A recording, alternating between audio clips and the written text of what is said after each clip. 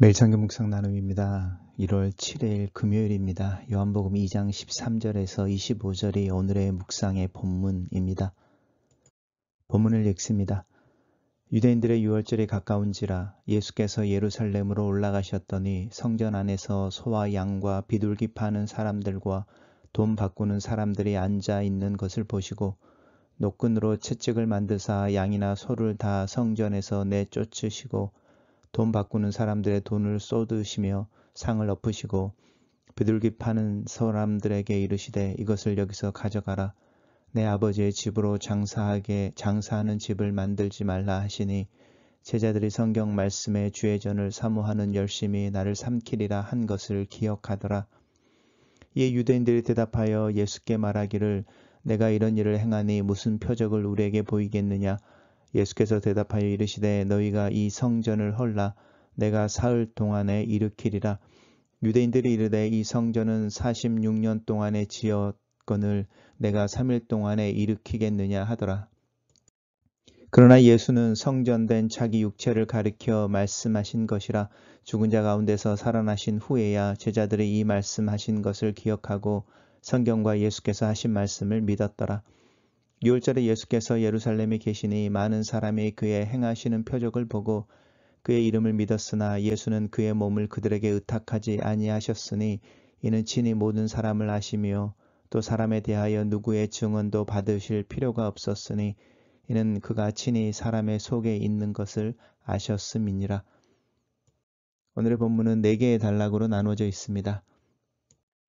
첫 번째 단락입니다. 유대인들의 유월절이 가까워졌다라고 말할 때 이 유대인들은 우리가 말하는 일반적인 유대인들입니다. 유대인들의 유월절이 가까워졌다.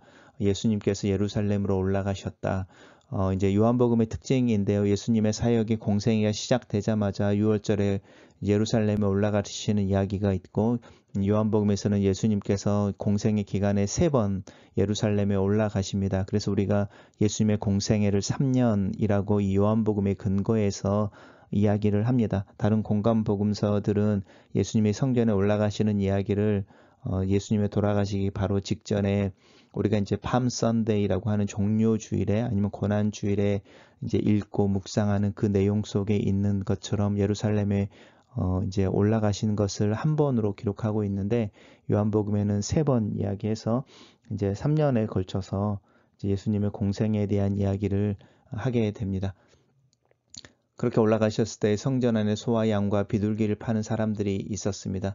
이제 먼 곳에서 순례를 오는 사람들이 재물을 끌고 예루살렘까지 오기가 힘들고 또 그렇게 재물을 데리고 오는 동안에 이제 뭐 기스가 난다든지 다친다든지 소위 말하는 흠이 생겨서 하나님께 합당한 재물을 드리지 못하는 것에 대해서 편의를 제공하는 거죠. 그래서 소와 양과 비둘기를 성전 안에서 그러니까 성전에 이제 바깥 뜰이 있는데 그 뜰에서 이제 파는 이런 일들이 형성되어져 있었고 돈을 바꾸는 사람들이 앉아 있다고 말하는데 이 돈을 바꾼다고 하는 것은 이제 성전세입니다.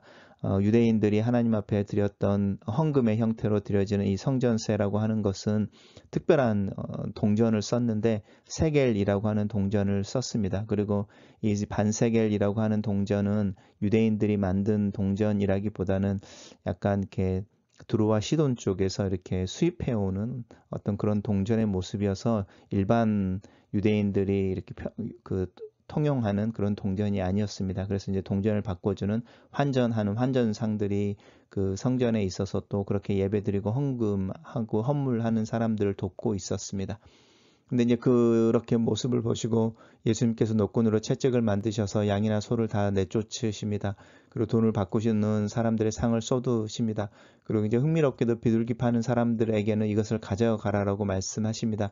그래서 어떤 사람들이나 신학자들은 여기에도 예수님의 긍휼이 나타나 있다 이렇게 말합니다. 왜냐하면 양이나 소는 성전에서 내쫓아도 상인들이 그 동물들을 찾아서 이제 회복할 수 있는 것이죠. 또 돈을 바꾸는 부분들은 이제 돈을 주면 되는 거고, 근데 이제 비둘기 파는 사람들에게 이제 이 비둘기를 흩어버리면 비둘기들이 뭐 날아간다든지 이제 없어져 버려서 이제 다시 되찾을 수 있는 찾을 수 있는 그런 가능성이 없어서 비둘기 파는 사람들에게는 비둘기를 이렇게 날려버리지 않으시고 가져가라 이렇게 말씀하셨다 이렇게 이야기하시는 분들도 있는데 예수님의 분노하시는 중에도 긍휼을 베풀고 있으셨다. 괜찮은 제가 생각하기에는 묵상해 볼 만한 이야기인 것 같습니다.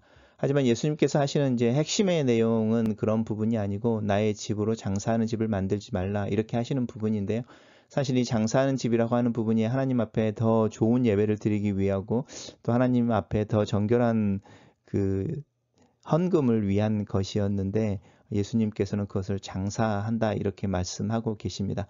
그래서 이제 세례 요한의 세례가 유대인들을 하나님 나라 밖에 세워놓고 왕이 오시는데 하나님 나라가 임하는데 너희들 세례를 통해서 그 하나님 나라로 다시 들어와야 돼라고 유대인들에게 너희들은 아브라함의 자손이라고 후손이라고 말하지 마라고 하나님 나라의 아웃사이더에 세워놓고 회개를 명령하는 것처럼 이 장사하는 집이라고 성전을 이제 너희들이 더럽히고 있다라고 말하는 것 속에서도 너희들이 종교적인 의례나 형식을 추구하고 있지만 너희들의 마음은 하나님으로부터 멀리 멀어져 있어서 사실은 이 눈 가리고 아웅하는 것처럼 편의를 위해서 행하는 이 편리한 모습이 사실은 하나님이 원하시는 모습이 아니고 하나님의 집은 기도하는 집인데 너희들이 그 기도하는 집으로 만들지 못하고 있다. 이제 이 이야기를 하고 있는 부분입니다. 제자들이 성경의 말씀에 주의전을 사모하는 열심히 나를 삼키리라 한 것을 기억하더라인데 이제 이 모습을 보면서 이 예수님의 말씀을 바로 예수님의 행동의 의미를 바로 기억했을까? 이제 기억한다고 하는 부분 속에서 이제 이런 부분들은 대부분 예수님이 부활하신 후에 성령이 임하신 후에 이제 성령께서 말씀들을 조명해 주시고 예수님께서 하셨던 일들을 조금씩 이해하게 될 때에 사실은 이제 이해하는 부분이라고 저는 개인적으로 생각합니다. 이 현장에서 예수님이 이렇게 성전을 청소하시는 모습을 보고 그 말씀을 기억해냈다라기보다는 이게 나중에 이제 깨닫게 되어졌다고 생각합니다. 단락을 요약해 보겠습니다. 6월절에 예루살렘으로 가신 예수께서 성전 안의 시장터를 보시고 다 쫓아내시며 내 아버지의 집으로 장사하는 집을 만들지 말라고 하신다. 이렇게 요약했습니다. 두 번째 단락입니다. 예수님께서 성전을 청소하니까 그 성전 안에서 환전을 하게 하고 재물을 이렇게 팔게 하고 또 이렇게 그것들을 허락했던 이제 사람들이 있을 거 아닙니까? 그런 권위들이 당연히 예수님에게 나와서 예수님과 논쟁을 하게 되어집니다. 그래서 우리 첫 번째 단락에서 그 유대인들의 명절인 6월절에라고 말하는 그 유대인들은 이제 이스라엘 민족 전체를 이야기하고 있는 그 유대인들을 이야기하고 있는 일반적인 명사라고 한다면 이 두 번째 나오는 이 유대인들은 이제 그 세례 요한에게 제사장과 레인들을 보내서 너는 누구라 하느냐, 너는 누구냐, 무슨 권위로 이 일들을 하느냐라고 묻게 했던 그 예루살렘에 남아있던 사람들이죠. 심부름을 시켰던 사람들, 사내들인의 공회의 회원들이라고 말하는 또 제사장들이라고 말하는 이제 예루살렘에 있는 종교적인 지도자들입니다. 그러니까 이 사람들이 바로 성전에서 재물을 팔게 하고 성전세를 환전하게 하고 그래서 하나님의 전을 장사하는 집으로 만들어냈던 그것이 이제 순례자들의 편의를 돕는다라는 미명이었지만 사실은 그것으로 인해서 유익을 얻고 사실은 착복하고 있는 사람들 그 종교 지도자들이 바로 이 유대인들입니다. 그래서 첫 번째 문단에서 나오는 것과 두 번째 단락에서 나오는 유대인이 다른 유대인이라는 걸 기억하시면 좋겠습니다. 그들이 이제 예수님에게 말하는 것은 당연하죠. 너희가 이런 일을 행하니 무슨 표적을 우리에게 보이겠느냐? 네가 무슨 권위로, 무슨 권세로 이렇게 성전에서 우리가 허락한 일들을 다 방해하고 그 사람들을 다 내어 쫓느냐? 네가 무슨 권위로 하느냐라고 말하면서 그 권위를 드러내라고 하는데 그것이 어떤 지적인 논쟁이 아니고 능력으로 이야기합니다. 표적으로 이야기합니다. 그래서 이제 성경에서 특별히 요한복음에서 이 표적이라는 단어가 나오는데 이 표적은 미러클이 아니고 사인이라는 것입니다. 그래서 미러클은 능력에 대한 이야기를 하고 있고요. 기적에 대한 이야기를 하고 있고 능력에 대한 이야기를 하고 있는데 이 표적이라고 하는 것은 영광에 대한 이야기를 하는 거죠. 그리고 이제 이 표적은 예수님이 누구이신지를 드러내는 손가락과 같은 달을 가리키는 손가락과 같은 사인입니다. 그래서 우리가 어제 묵상했던 것처럼 가나의 혼인잔치에서 물이 포도주로 바뀌는 것을 예수님께서 능력을 보이셨다라고 말하지 않고 영광을 보이셨다. 예수님이 어떤 분이신지를 드러내셨다. 그리고 그것을 표적이라고 말하는 것과 같습니다. 그래서 이 표적이라고 말하는 것은 기적을 일으켜봐 이렇게 이해하기보다는 그러니까 네가 누구인지 네 권위를 증명해 봐라. 네 본질에 네 아이덴티티에서 드러내봐. 이제 이렇게 도전하고 있는 부분입니다. 그럴 때 예수님께서 너희가 이 성전을 허물어라. 그러면 내가 사흘 동안에 이렇게 일으키리라. 우리는 이제 이 요한복음이나 또 성경의 기본적인 스토리를 다 알고 있으니까 우리는 이 성전이 예수님의 몸이고 이 사흘 동안 일으킨다고 말하는 것은 죽음 후에 이제 부활하시는 것을 우리는 다 알고 있습니다. 그렇지만 이제 이 요한복음을 처음 읽는 독자들은 그 부분을 이제 그 다음 문단에서 이해하게 되겠죠. 어쨌든 성전을 허물라 그러면 내가 사흘 동안에 일으키리라 이렇게 말씀하시는데 이제 예수님께서 그렇게 이야기하실 때에 이 성전이라고 하는 것이 예수님 자신을 의미하는 것이죠. 그럴 때 유대인은 이제 건물을 의미하는 것이죠. 건물 이야기하면서 46년 동안 지었건을 헤롯 대왕이 이제 이제 바벨론에서 귀환한 이제 포로로 귀환한 사람들이 수르바벨과 함께 우리가 알고 있는 것처럼 학계라든지 이제 이런 것을 스가랴라든지 이런 데에 나오는 것처럼 성전을 지었던 것 말고 헤롯 대왕이 하나님 앞에 또 자신의 어떤 정권을 위해서 새로 이제 성전을 짓게 되어지는데 그 성전을 짓는 것이 46년 동안 지어졌는데도 예수님 당시에 아직 완성이 되어 있지 않은 상태였는데 네가 그것을 3일 동안에 일으키겠다고 하느냐라고 이제 비아냥거리는 이야기입니다. 단락을 요약해 보겠습니다. 이런 일을 행하는 권위를 표적으로 증명하는 유대인들에게 예수께서는 이 성전을 허물라 내가 사흘 동안에 일으키리라 라고 대답하신다. 이렇게 요약했습니다. 세 번째 단락에서는 이제 여기가 그 사도 요한의 이제 설명부 같은 것이죠. 나중에 이야기하시는 부분입니다. 죽은 후에 살아나신 후에야 꼭 부활하시는 것 말고도요. 부활하신 후에 성령을 받은 제자들이 이제 예수님이 하셨던 일들을 회상해 보고 또 그것들을 기억해내면서 아 그때 말씀하셨던 게 이런 내용이었구나. 그때 행하셨던 게 이런 뜻이었구나를 이제 깨우치게 되는 내용이라는 거죠.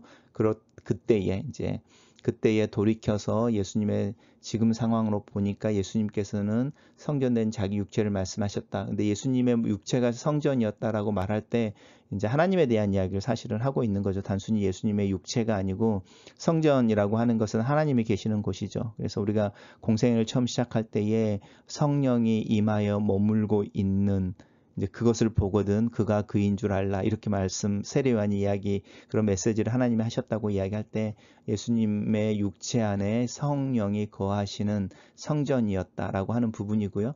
이것을 사도 바울은 너희가 하나님이 거하시는 성전인 줄 알지 못하느냐라고 고린도 교회와 또 우리들에게 말씀하십니다. 하지만 예수님이 계시는 그 당시에 예수님이 공생에 하시는 동안에는 그 성령이 예수님에게만 임하셨고 예수님의 몸이 그렇게 성령이 임하시는 성전이었습니다. 제자들이 이제 그 후에야 기억하고 그 성경과 예수님께서 하신 말씀을 믿었다라고 이제 해설해 주고 있습니다.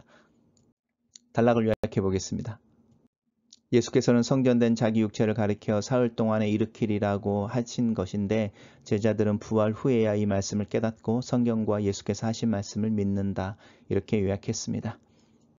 마지막 단락입니다. 이제 6월절에 예수님이 올라가셨으니까 6월절이라고 하는 기간은 사실은 이제 무교절과 함께 연결되어지는데요. 일주일 동안 지키는 유대인들의 첫 번째 이렇게 절기입니다. 그래서 6월절 그리고 그 다음 날 아침부터 이제 무교절이라고 해서 그 누룩을 넣지 않은 빵을 먹으면서 예수님의 하나님의 구원의 역사를 기념하는 그래서 출애굽하는 과정을 이제 기념하고 이렇게 축제로 이렇게 벌리는 기간입니다. 그래서 6월절과 무교절이라는 말이 성경에서는 사실은 같이 쓰여집니다. 그래서 이제 일주일 동안에 예수님께서 성전에 계시죠. 그리고 그때에 많은 사람들이 그의 행하시는 표적을 보고 그의 이름을 믿었다. 예수님이 누구인지 예수님께서 영광을 드러내시니까 예수님의 아이덴티티를 믿으신 거죠. 예수를 그리스도로 믿었다라는 것입니다. 이름이라고 하는 부분은 단순히 예수라는 이름을 믿었다가 아니고 이제 성경에서 이름은 그분의 존재를 의미합니다. 그래서 모세도 하나님의 이름을 알고 싶어 했고 또 이 이름이라고 하는 부분이 되게 중요하게 여겨지는 것이 이제 그분의 어떤 아이덴티티, 그분이 어떤 분이신지를 믿었다 이런 뜻입니다. 그래서 그렇지만 예수님은 그의 몸을 그들에게 의탁하지 않으셨다라고 하는데 의탁하지 않으셨다라고 하는 부분들이 뭐 그들에 의해서 휩쓸리지 않으셨다 이런 것도 있을 수 있고요. 또 그들이 내는 어떤 뭐 음식이라든지 섬김이라든지 돈이라든지 뭐 이런 걸로 예루살렘에 계시는 동안에 그들의 도움을 받지 않으셨다. 이렇게도 이해할 수 있습니다. 왜 그러냐 하면은 이제 예수님이 그의 이름이라고 하는 예수님의 아이덴티티에 대해서 이야기하시는 거죠. 하는 거죠. 이제 이 표적이라고 하는 것을 통해서 예수님의 어떤 본래의 모습이 나타났고 그걸 본 사람들이 예수님을 믿었는데 예수님이 어떤 분이시냐면 모든 사람을 아시고 누구의 증언도 받으실 필요가 없었는데 왜냐하면 사람 속에 있는 것을 아셨기 때문이다라고 이야기하면서 사실은 그 요한복음 1장에서 만물이 말씀으로 말미암아 있었고 말씀 안에서 이렇게 말씀 안에서 유지되어지고 있고 말씀을 위해 이제 지음을 받았다라고 하는 내용과 연관시켜서서 예수님의 특별한 그 아이덴티티에 대해서 이야기를 하고 계십니다. 단락을 요약해 보겠습니다. 6월절에 예수께서 행하신 표적을 보고 많은 사람이 예수의 이름을 믿었으나 그는 그들에게 의탁하지 아니하셨으니 이는 그가 친히 모든 사람을 아시고 그 속에 있는 것을 아셨기 때문이다. 이렇게 요약해 봤습니다. 첫 번째 묵상 나눔입니다. 하나님의 성전은 기도하는 집이었다. 비록 하나님께 드리는 순전한 예배를 돕는다는 미명과 순례객들의 편의를 제공하기 위한 제도였지만 거래라고 하는 것에는 인간의 욕망이 깃들기 마련이고 돈과 이익이 있는 곳에는 정직보다는 부정과 부패가 있지 않는가. 주님의 눈에는 사람들이 무엇을 가지고 오는지 무엇을 드리는지와 같은 재물과 재물의 문제가 아니라 무슨 마음으로 어떤 태도로 긍휼과 용서를 구하는 겸손과 하나님 앞에서 자신이 죄인임을 고백하는 통회하는 심령을 찾고 계시지 않으셨을까 싶다. 나는 하나님의 식구들인 교회를 가족 비즈니스로 만들고 있지는 않는지 투자금과 회수금의 논리에서 벗어나지 못하고 있는 것은 아닌지 교회가 사람인 것을 잊고 있지는 않는지 내 자신을 또 내 태도를 점검해 본다. 두 번째 묵상 나눔입니다. 이 세상 사람들이나 교회 안에서도 어떤 개혁이나 갱신을 이야기하게 되면 그 근거를 대라는 이야기를 듣게 된다. 성경을 읽고 묵상하고 성령 앞에서 마음을 깨끗하게 씻으면 자명한 이야기들이 교회 안에서는 오히려 금지가 되고 그 주장한 사람이 교회를 떠나야 하는 일들이 발생한다. 그리스도의 몸된 교회는 아직도 자신이 그리스도의 몸이라는 사실을 깨닫지 못하는 것 같다.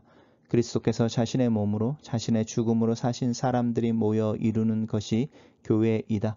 어떤 권위나 논쟁보다도 그리스도께서 자기의 몸을 지불하셨다는 사실이 교회를 교회되게 한다. 그래서 교회는 여전히 존재한다. 비록 그 기능과 역할에 문제가 있을지라도 그리스도께서 여전히 살아 계시기 때문이다. 세 번째 묵상 나눔입니다.